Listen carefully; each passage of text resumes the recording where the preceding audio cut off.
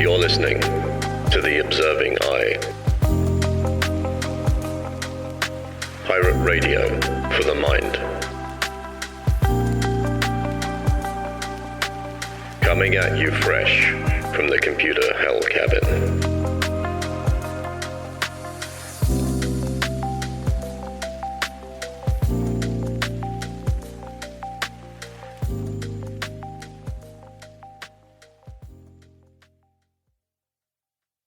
Hello, you beautiful lot. It is Friday, the 24th of February, and we are here at episode 8. I thought it was 7. It's 8.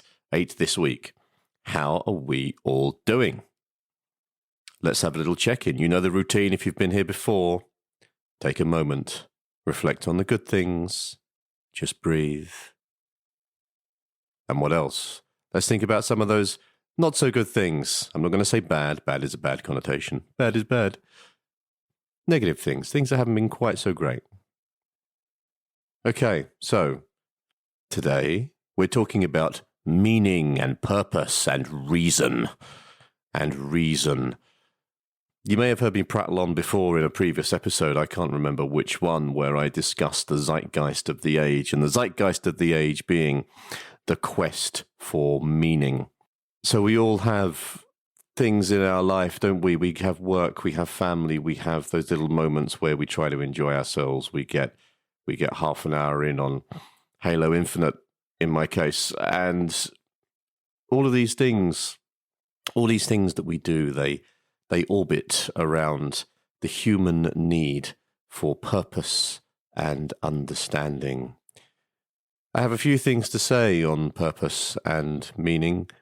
I think that the first thing I want to talk about are what I would consider to be the three components that go towards giving us a sense of meaning and purpose. And those are connection, understanding, and service. So what do I mean by these three components? So let's start with connection. Connection is a pretty obvious one, right? It's our interconnectedness with other human beings. We are, by definition, as thinking creatures trapped inside our own heads, and this can be an intensely isolating experience at times. All we have are our thoughts. All we know for certain are the things that we directly experience. We talk about empathy, and we can employ empathy and compassion, and we can do our damnedest to relate to the experiences of others, but we cannot directly experience the same thing as them. And I think perhaps, going off on a slight tangent, perhaps that's why things like art and creativity are so important as a component of connection, in that art and creativity allow us to express experiences in a way that words cannot. I'm sure there are many of you out there who have listened to a piece of music or seen a piece of powerful artwork, and you have been awestruck by it, and the little hairs on the back of the neck go up, and you experience an emotion, and it seems to come out of the ether. It's a blending of you and the piece of art that really is really powerful experience. That to me is probably the most powerful form of connection. I think creativity is a really powerful tool in connection. But I digress. I'm talking about art and music. I mean to be talking about purpose and reason. So connection then. Connection is as human beings, we are tribal creatures. We thrive on some form of connection with the other. Not only because, it's quite nice to chat to people and hang around and spend time with others. It's good to get a sense of perspective that isn't our own, but also it's a great way for us to see ourselves, to have other people act as a mirror to reflect us back at us, essentially. Connection is important. I feel that there's a difference between enjoying one's own company, which I do greatly. I very, very dearly love my space with myself. But there also has to be a certain aspect of connection with another. It can't just all be the isolated man in the cave up in the mountains. It takes a very, very certain type of mind to be able to function with meaning in that sense. We have to be fully internal, but that's a conversation for another time, I feel. Secondly, understanding. We are curious creatures. We always have been. We created tools and culture and language off the back of curiosity and experimentation. The ancient human beings wouldn't have discovered fire if they hadn't been messing around with sticks in the woods. So we are creative. We are creative. No, sorry, we are creative, but I'm not talking about that now. We are curious creatures, and our curiosity fuels a need for understanding. You can see this in everything that we do, pretty much, be it the complex high-end forms of physics in our attempts to understand the universe, down to the simple things of trying to understand what the hell's going on in a TV show that we're watching or a puzzle we're solving in a video game. We like to understand. We have an insatiable curiosity. It's the reason that we sit and binge watch TV shows on Netflix. Netflix always tells me, "Are you still watching at 3 a.m.?" And my bleary red eyes go, "Yes, I'm still watching. Play another." Because the curiosity overpowers the need for rest. Maybe that's just me. And the dopamine fix that Netflix brings into our lives.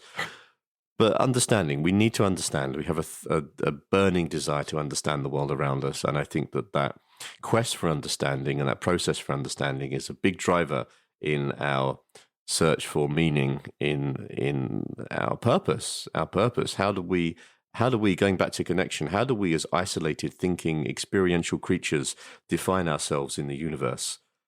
Where do we sit? And part of understanding that question, the great answer to that question, not being 42 obviously, is through understanding our environment, for understanding the world in which we live. It's a powerful tool in providing us with a sense of purpose, because it gives us context in which we act and which we function. Lastly, my third pillar of purpose is service. Service is a very, very important and sometimes I feel underlooked aspect of purpose. When I say service, I mean asking ourselves the question, in what way can I benefit those around me? And it doesn't have to be a grandiose gesture. Again, going back to connection, we're communal creatures, and we function well as individuals when the community around us functions well also. We are components of a larger whole.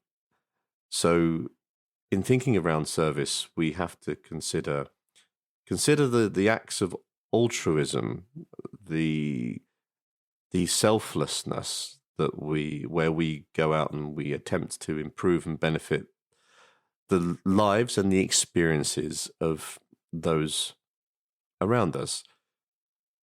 And I'm sure you've all felt this as well. Maybe not. I mean, it could just be me. I am an isolated thinking creature inside my own experience. So this I could be talking out of my arse here, but there is as some of you may be aware, if you followed some of this content, I do a lot of work in like meditation and therapy as a therapist, and obviously, and my brain's a little hazy this morning. Bear with me. And there, when I'll give you an anecdote, a personal anecdote, okay? Because I feel that's probably a good way to transmit my experience.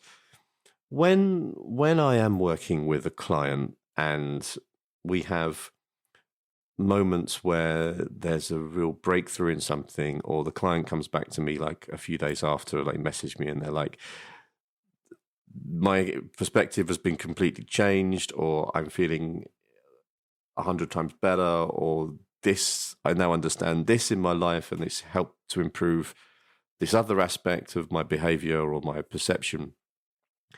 It's an incredibly rewarding feeling, and I'll be damned honest, I would do this for free, because I just get so much out of the experience of just being present and doing something to contribute to the well-being of another human being.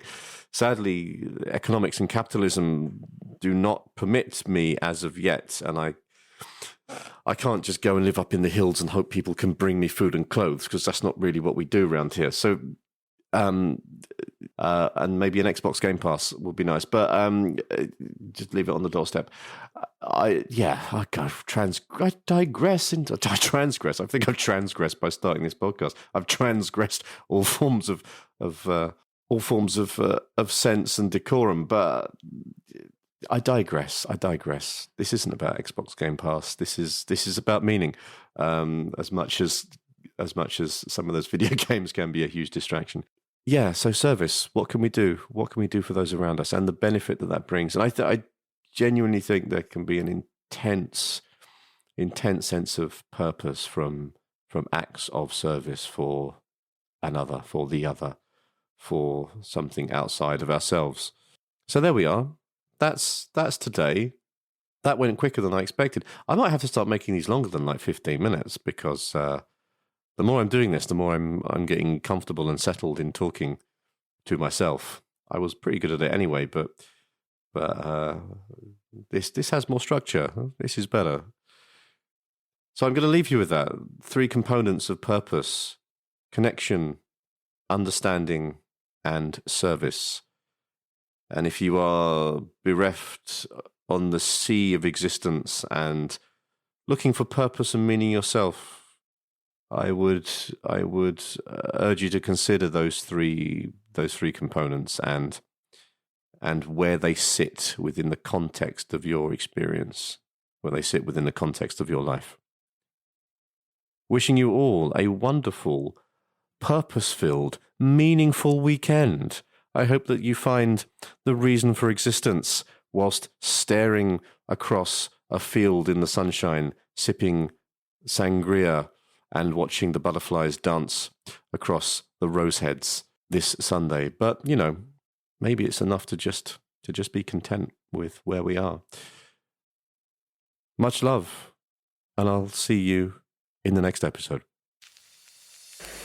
You've been listening to The Observing Eye. Thanks for spending some time with me today. I hope that you found it useful. And if you're interested in any more of my writings or work around psychology and philosophy and general day-to-day living, please go and take a look at my Substack, which is theobservingeye.substack.com, and that's I as in the letter, not I as in the gelatinous organ through which you see. Take care, everybody. Much love, and I'll see you soon.